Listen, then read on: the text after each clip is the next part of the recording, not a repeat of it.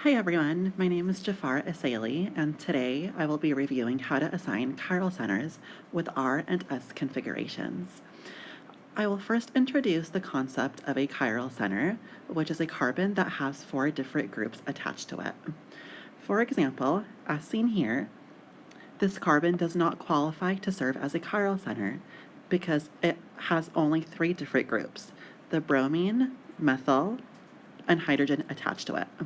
Similarly, this carbon also does not qualify to serve as a chiral center because it is attached to a double bond, therefore allowing it to be connected to only 3 different groups. Finally, this carbon shown here is a chiral center because it is attached to 4 different groups, which are the chlorine, the aldehyde, and the ethyl group. After determining which carbon in the molecule qualifies to serve as the chiral center, our next goal is to assign this carbon either an R or an S configuration. In order to do so, we look at the neighboring groups to this carbon and assign each group a priority from 1 to 4. The group with the highest atomic number, which in this case is the chloride, is assigned a priority of 1. The group with the next highest atomic number is assigned a priority of 2. As you can see in this example, there are 2 carbon groups connected to the chiral center. Therefore, to determine which group is assigned the higher priority, we will consider the atomic number of the group directly neighboring this carbon.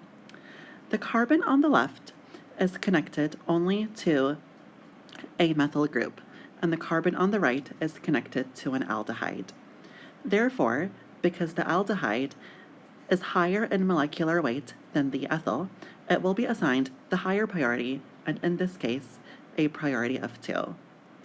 This leaves the carbon connected to the ethyl group to be assigned a priority of 3, and the hydrogen to be assigned a priority of 4.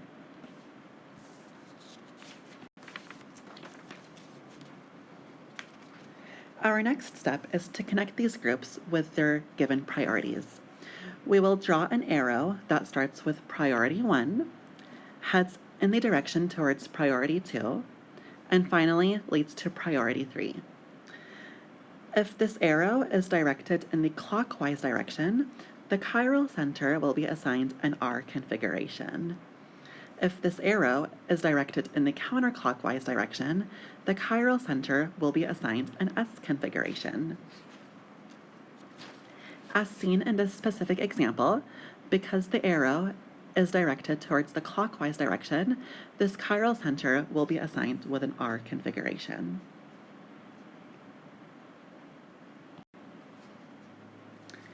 I will now discuss one exception to this rule. As seen in the example discussed, the hydrogen, which is the group with the lowest priority, is pointing towards the inside of the paper and away from the viewer. However, if the hydrogen was instead pointing to the outside of the paper and towards the viewer, the R configuration that we solved will change to an S. And hypothetically, an S configuration would change to an R. Therefore, in this example, the chiral center will change its configuration from R to S, again because the hydrogen is being pointed towards the viewer. Therefore, the configuration of this carbon that we discussed will be S.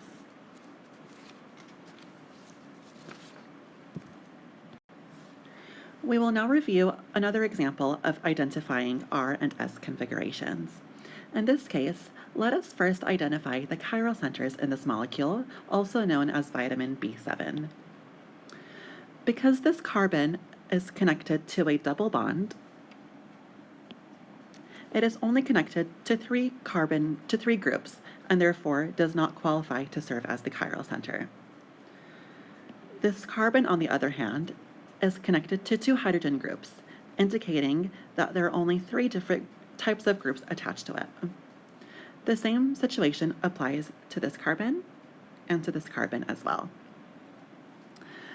For this carbon that is labeled E, there is already a group pointing into the page, and therefore this indicates that there is a hydrogen pointing out of the page. Thus, this group has 4 different groups and does qualify to be a carbon center. The same applies to both carbons G and H, in which there is a hydrogen group pointing out of the page. Thus, these carbons also qualify to be chiral centers. As seen here, carbon that is labeled F is connected to 2 hydrogen groups, meaning that it is connected to a total of 3 different types of groups, thus disqualifying it from being a chiral center. Also, the carbon that is labeled I over here is part of a double bond, therefore only allowing room to be connected to 3 different groups and also disqualifying it from being a chiral center. In summary, in this example, the 3 carbons that serve as chiral centers are carbons E, G, and H.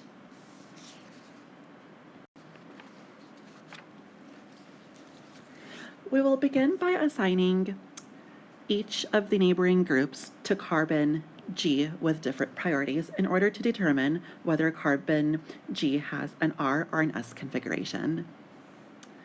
As seen here, this nitrogen has the highest atomic number and is therefore assigned a priority of 1. The carbon that is connected to sulfur, which is higher in atomic number than this nitrogen over here, is assigned to a priority of 2. This leaves this carbon to be assigned a priority of 3, and the hydrogen to be assigned a priority of 4. Now, we will draw an arrow that begins with the first priority and ends with the 3rd priority. This arrow will be pointing in the counterclockwise direction, thus naming it S. However, recall that because the hydrogen is pointing towards the outside of the page, the S configuration will switch to R, therefore indicating that this chiral center is actually an R configuration. After completing the same steps for the other 2 chiral centers of this molecule, we determine that they have S configurations. Thus, we have now figured that vitamin B7 has 3 chiral centers, 2 that are S and 1 that is R. I hope this video was helpful in further explaining how to identify chiral centers and how to identify R and S configurations. Thank you for listening.